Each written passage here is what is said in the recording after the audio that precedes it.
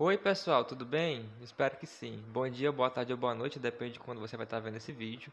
Bom, primeiramente queria me apresentar, meu nome é Klebert Lucas, eu sou estagiário do professor Marcelo Ventura e faço biologia no IFP e atualmente estou no último período. Gostaria de avisar que essa é a primeira aula, quer dizer, a primeira parte da aula. Eu dividi ela em duas partes para ficar mais fácil. Essa primeira parte ela aborda um pouco da introdução da genética e um pouco da história, tá bom? São informações importantes. E a segunda aula ela vai tratar sobre outras questões, como o DNA, o que constitui DNA, o que constitui o RNA. A gente vai falar um pouco sobre transcrição, tradução, síntese de proteínas também. E também a gente vai falar sobre cromossomo, tá bom? Essas aulas são muito importantes para vocês avançarem no desenvolvimento dessa disciplina, tá? Porque ela contém muitos conceitos importantes que vocês vão usar e vocês vão ouvir sempre para que vocês não se percam. É importante que vocês assistam essas aulas, tá bom? Quero lembrar também que na descrição de cada vídeo tem uma atividade referente para vocês responderem. Não é obrigatória, é apenas uma forma de reforçar o conteúdo, tá bom? E também eu estou deixando na descrição uma lista de conceitos de biologia, de genética, perdão, que a gente vai trabalhar. Então, para que vocês não se percam nos conceitos, eu deixei uma listinha para vocês acompanharem também, bem como uma descrição desse vídeo. Tudo que eu falar nesse e nos demais vídeos estarão disponíveis também em forma de Word na descrição. Então, fiquem com uma boa aula e até mais. Oi pessoal, como eu falei, meu nome é Klebert Lucas, sou estagiário do professor Marcelo Ventura e vamos dar início à nossa primeira aula, a primeira parte da nossa primeira aula, tá bom? Nessa primeira aula, nós iremos abordar a introdução à genética, os seus aspectos históricos, bem como alguns conceitos importantes para o desenvolvimento do tema, tá?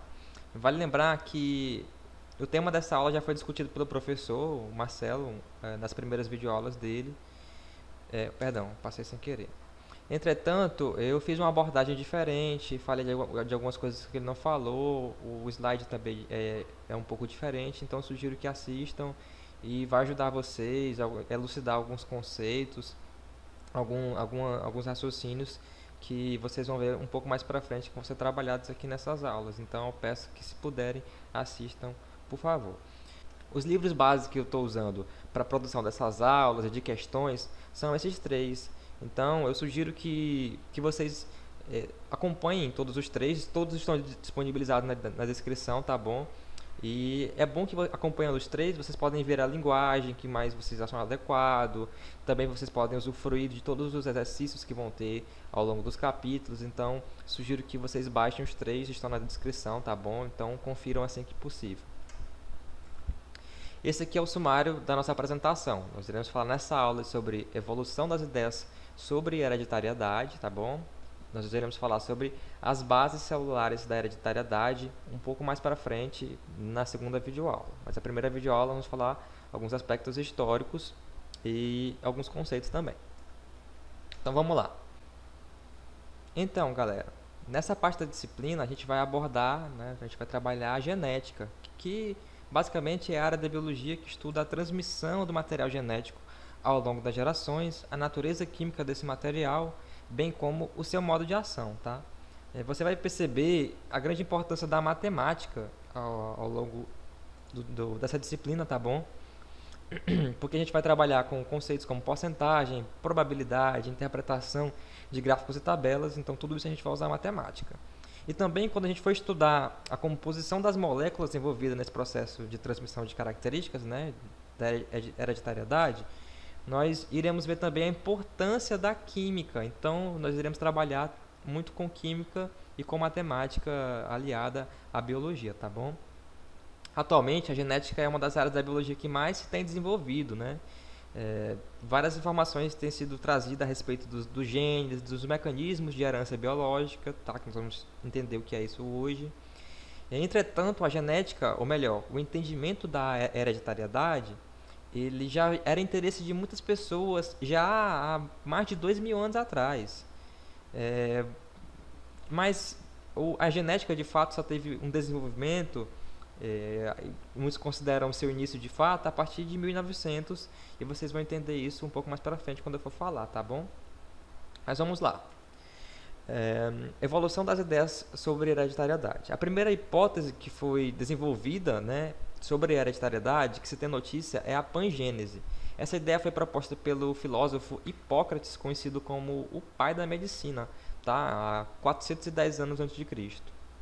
Segundo a pangênese, cada órgão do corpo ou parte, né, do corpo de um organismo vivo produzia partículas hereditárias chamadas de gêmulas, tá bom? E essas partículas elas seriam transmitidas aos descendentes no momento do ato sexual. Então, por exemplo, uma pessoa produzia nos olhos gêmulas de olhos, tá bom? E produzia mini olhinhos, olhinhos pequenos, tá? E já tinham características como forma, tamanho e a cor dos olhos. Essas gêmulas que eram produzidas aqui nos olhos se juntavam com todas as gêmulas que eram produzidas ao longo do corpo, tá? No peito, nas pernas, nas mãos, e tudo isso migrava para os gametas, no caso, o espermatozoide do homem, no caso, o óvulo da mulher. Então, tudo isso ia para os gametas e constituía um novo embrião. Então, o pai doava as gêmulas dele, aqui em azul, né? E a mãe doava as gêmulas dela em verde claro. E esses dois formavam o embrião. Então, essa era a teoria da pangênese, que cada parte do corpo, do organismo, produzia gêmulas para cada característica, a parte do corpo, e isso tudo se juntava no gameta masculino e feminino, e depois formava um embrião, formava uma pessoa mesmo, tá bom? Então, aproximadamente um século depois de Hipócrates, o filósofo Aristóteles escreveu um tratado que falava sobre o desenvolvimento da hereditariedade em animais. Nesse trabalho ele defendia a existência no sêmen do pai de algum tipo de substância responsável pela herança, tá? Então, o Aristóteles ele descartava certas ideias então vigentes lá, que atribuíam as semelhanças entre pais e filhos exclusivamente a causas espirituais, né, a coisas desse tipo. E o Aristóteles também ele fez diversas críticas à pangênese, que era a ideia tão proposta por Hipócrates. Porque, segundo ele, essa teoria ela não explicava como uma pessoa podia herdar características que estavam em seus avós, mas que não estavam em seus pais. Além disso, ela também não explicava como os caracteres não estruturais produziam gêmulas. Por exemplo, como o seu jeito de andar, como o seu jeito de falar, o seu timbre de voz, como que iriam ser produzidas gêmulas sobre isso, sabe? Se não tinham partes estruturais no corpo da pessoa. Então, além disso, o Aristóteles ele usou um exemplo sobre a crítica à pangênese, que foi um caso de uma mulher branca casada com um homem negro, cujo filho era branco. E o neto, né, dela e da mãe do pai, o neto, tinha a pele negra, ou seja, o neto ele herdou uma característica que não estava em seu pai, mas que estava em seu avô. Então, portanto, a pangênese não se sustentava baseado nas críticas que Aristóteles tinha feito, tá? Tempos depois, houve a descoberta dos espermatozoides, no caso o gameta masculino. O microscopista chamado Antony van Leeuwenhoek ele descobriu que o sêmen expelido pelos machos no ato sexual continha milhares de criaturas microscópicas que nadavam freneticamente, né? Que no caso são os espermatozoides. Do grego, espermato significa semente, zou significa animal e oide pela forma do gameta, tá bom? Então, assim, ele imaginou que o espermatozoide ele podia ter uma relação com o nascimento de um novo ser vivo, penetrando o óvulo e assim estimulando o crescimento do óvulo. Só que essa ideia foi confirmada apenas 2 séculos mais tarde. Ela foi inicialmente muito contestada pelos cientistas da época, né, que achavam que o espermatozoide era apenas um micróbio, um parasita que se desenvolvia no sêmen do homem.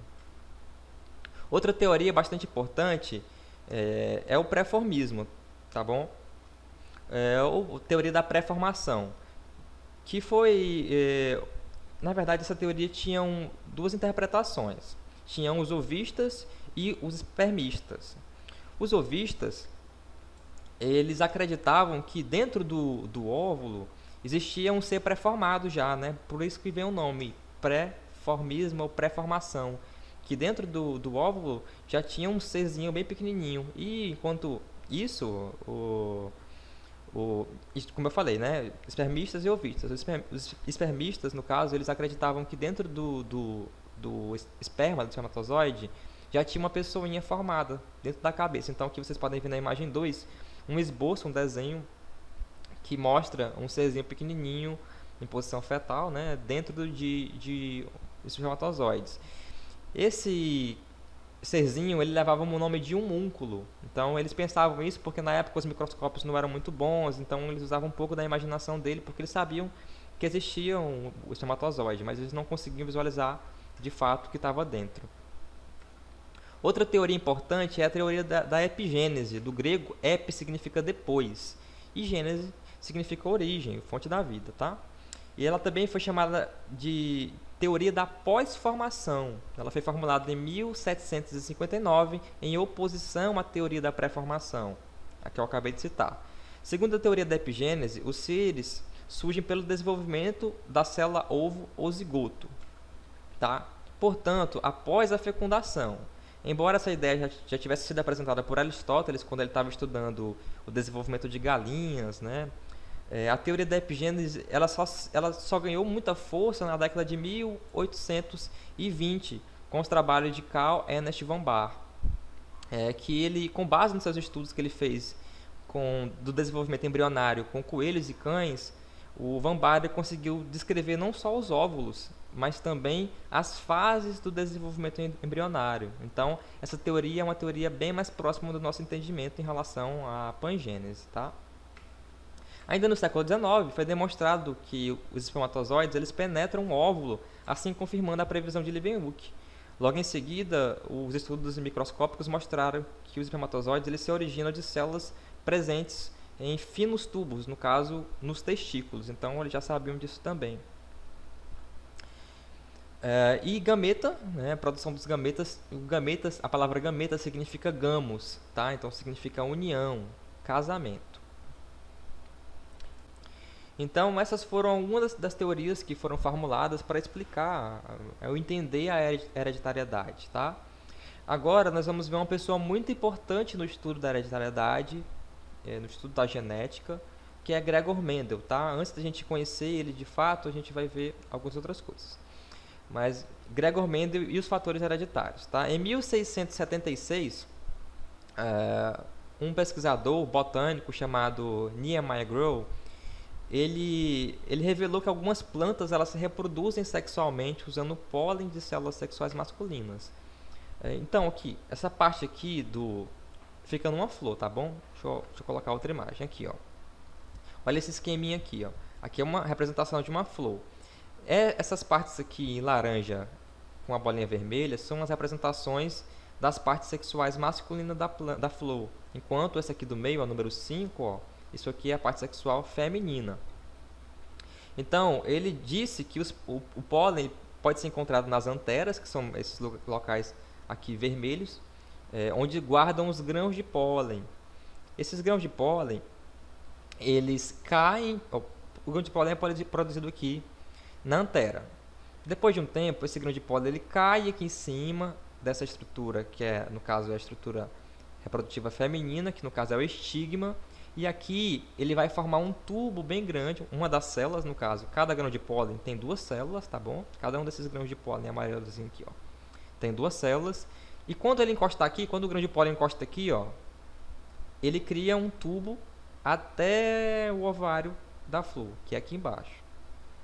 E lá, a outra célula, ela vai se diferenciar e vai se tornar um gameta masculino e depois daí vai ocorrer a fecundação. Então, graças aos estudos desse pesquisador, muitos outros pesquisadores começaram a fazer experimentos usando plantas, usando flores, para entender um pouco da hereditariedade, já tendo em vista que o grão de pólen poderia ser usado para fecundar o estigma feminino e assim produzir descendentes, e assim cruzar espécies, tá bom?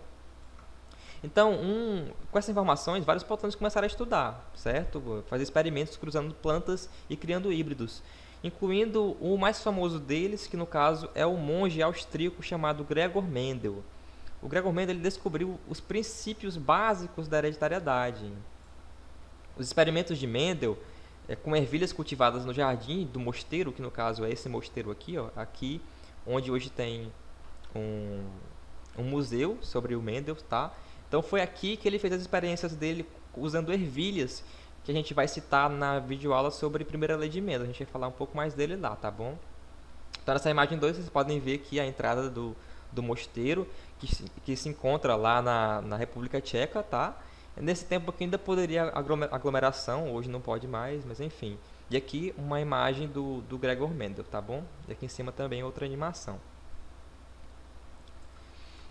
Nessas outras imagens aqui, vocês podem ver a parte de dentro desse mosteiro, que fica em Brno, na República Tcheca, como eu falei. E aqui tem um museu, e essa estátua que está bem ao fundo, aparece aqui na imagem número 2, é a estátua em homenagem a Gregor Mendel, tá?